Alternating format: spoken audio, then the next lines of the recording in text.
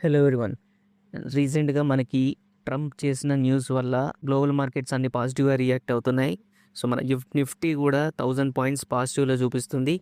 So, రేపటికి levels చూసుకున్నట్టయితే మనకి 1000 పాయింట్స్‌లో గ్యాప్ అప్ ఓపెన్ అవుతే మాత్రం 22,500 క్లోజింగ్ ఈరోజు.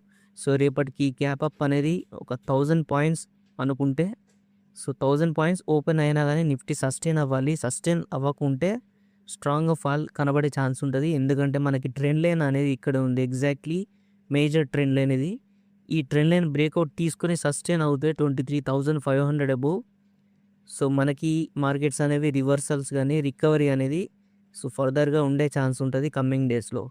ఒకవేళ 23,500 నుంచి నిఫ్టీ స్ట్రాంగ్ రిజెక్షన్ తీసుకొని ఫాల్ జరగడం స్టార్ట్ అవుతే, సో, ఇది ఇంకా అన్‌సర్టెనిటీ వేలో వెళ్తుంది. ఎందుకంటే ట్రంప్ ఓన్లీ 5 డేస్ వరకు ఇరాన్ మీద ఎలాంటి మిలిటరీ అటాక్స్ గానీ, ఏ విషయంలో గానీ అటాక్స్ జరగవు. సో, చేయము అని చెప్పేసి అనౌన్స్‌మెంట్ ఇచ్చాడు.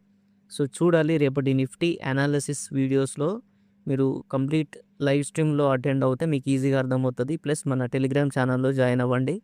సో, ఫ్రీ టెలిగ్రామ్ ఛానల్ ప్రతి వీడియో డిస్క్రిప్షన్ అండ్ కామెంట్ సెక్షన్‌లో ఉంటుంది.